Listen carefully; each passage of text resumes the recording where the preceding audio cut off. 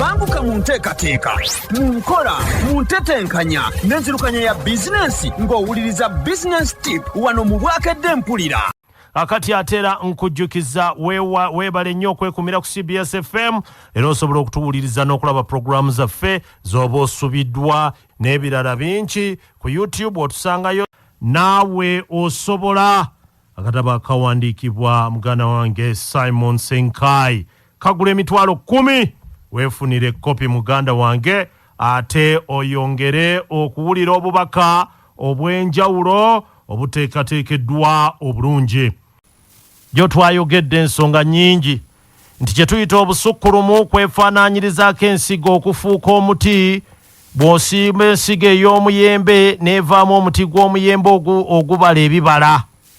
Emiti gino tegyatondebwa kutuleetera bibala byagyo. Bw'oba obyagala oteekwa okugenda emiti gino gye giri n'ofuna ebibala. Naawe singa ozuula ekitone kyo abantu bajja kukunoonya, bajja kuba bajja gy'oli kuba bagoberera ebibala ebiri mu ggwe. Ekikulimu oba ekikuluma kwe kuba nti teri akunoonya. Abakunoonya mu kifo ky'okukuleetera bye bandibadde baleeta ofune ate bo batwala butwazi. Lwaki? Kubanga tewali kibala kikuliko. Kati bwe bajja batwala butwazi toyina kibala kyonna. Emikisa mingi gy'ofuna mu bulamu gijja lwa muwendo ogukulimu. Okawulidde ako? Emikisa mingi gy'ofuna mu bulamu gijja lwa muwendo ogukulimu. Teweetuulako, totuulira busukkulumu bwo. Baako ky'ozuula okiwa obudde bwo bwonna. Yigira ku bimera. Omuti gw'emiyembe tegusobola kubala bife n'ensi. Naawe baako ekintu ekimu ekyenjawulo ky'oba ow'ebiseera byo byonna okiwa ebiseera byo ekimu ekyenjawulo. Ensonga lwaki otawaana nnyo ensi tennakakasa ky'oli. Buli kimu oyagala okibeere. Naye ate naawe wennyini toyina kye weekakasa.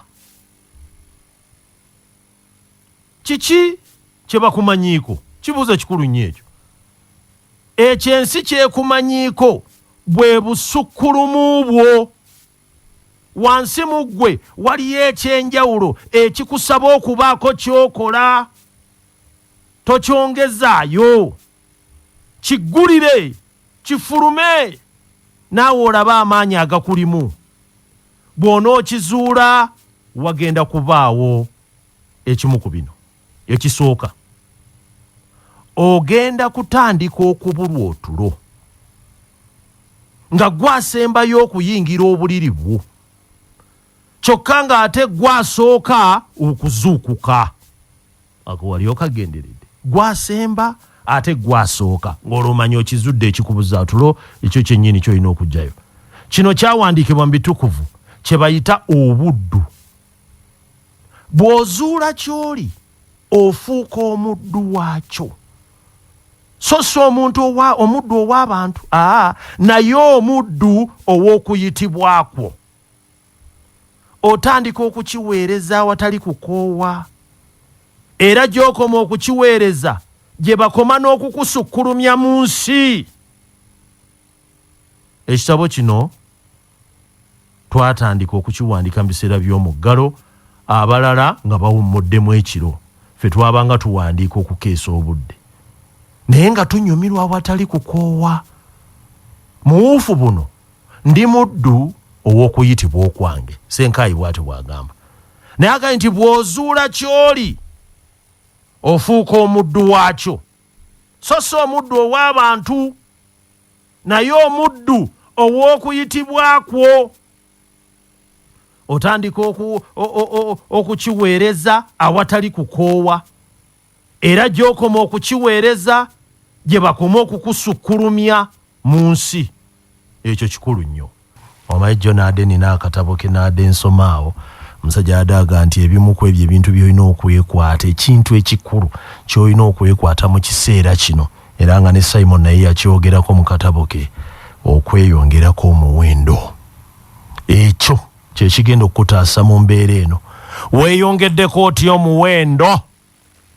Ekyo weeyongeddeko otya omuwendo, weeyongeddeko otya ebibala, abantu batandika okuyaayaanira ebibala ebyo kubanga yaddaga nti embeera nno gye tulimu eno mugiraba, emiwendo gino tegigenda kukkanca, gikyerwega, ebintu bikyayongera okutabuka, naye kaakati embeera eno tugiyiseemu tutya, gwe kanya kweyongerako muwendo. Baye nina gwe naade naye awo lwakasomye ne tukubaganyaamu ebirowoozo endabira ddala nga obuzibu tuba tukyalina bw'amaanyi nnyo obw'okulaba nti tweyongerako omuwendo. Ndoozaako n'akabanyumiza olunaku olw'enkya ke twakubaganyizaako ebirowoozo. Kale katuga nti ogenda kutandika okubulwa otulo nga gwasembayo okuyingira obuliri ewuwo kyokka ng'ate gwasooka okuzuukuka, anti ng'olwo omaze okuzuula kiki ekyakutondesa.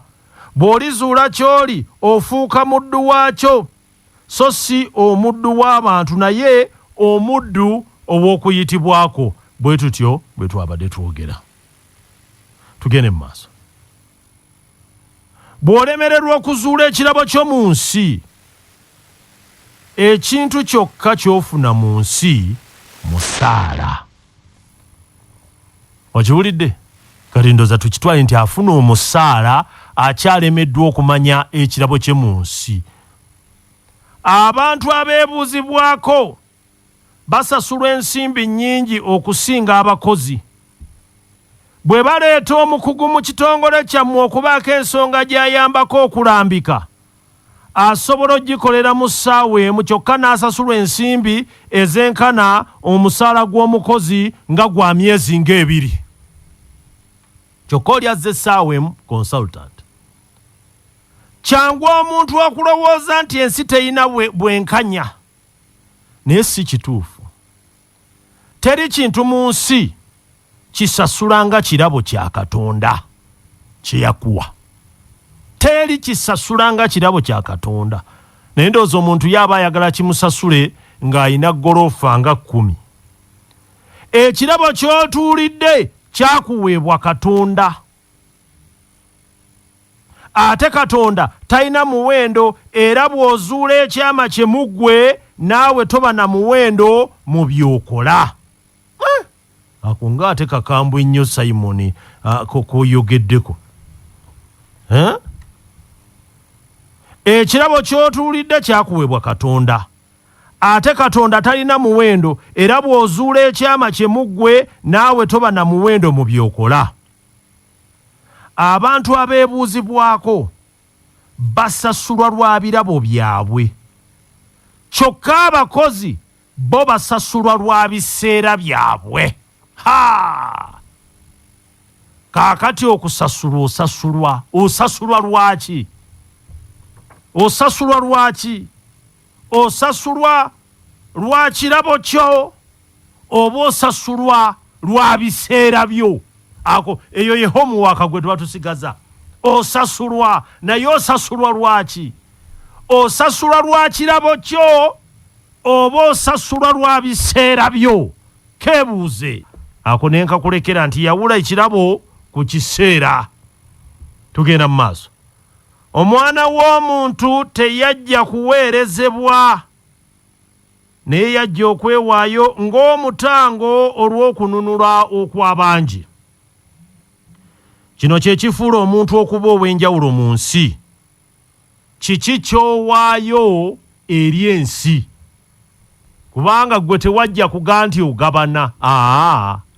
Wajja kuwaayo ng'omutango eyo ky'olina okuwa ensi. Kiki ky'owa ensi?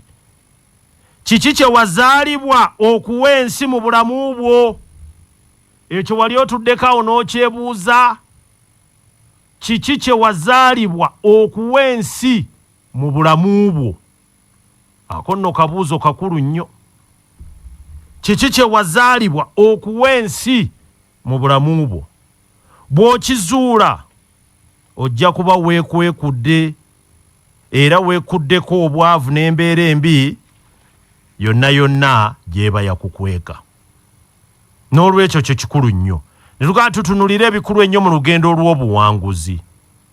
Buli kintu kyonna ky'oyitamu mu bulamu si kya nsobi, era tekiriiwo kukulemesa, wabula weekiri okukuzimba okufuuka ky'oteekeddwa okuba osobole okuwangula mu lugendo lw'obuwanguzi bwo otuukirize ekyo ekyakuleeta ku nsi.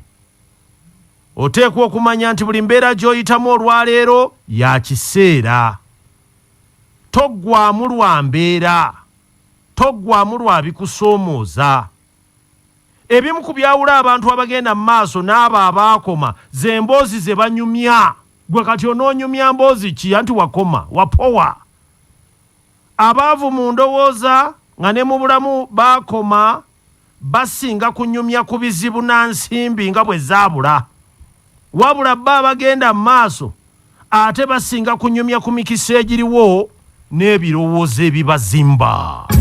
Banguka mu nteekateeka, mu nkola, mu ntetenkanya n'enzirukanya ya bizinensi ng'owuliriza Business Tip wano mu Bwakedde Mpulira.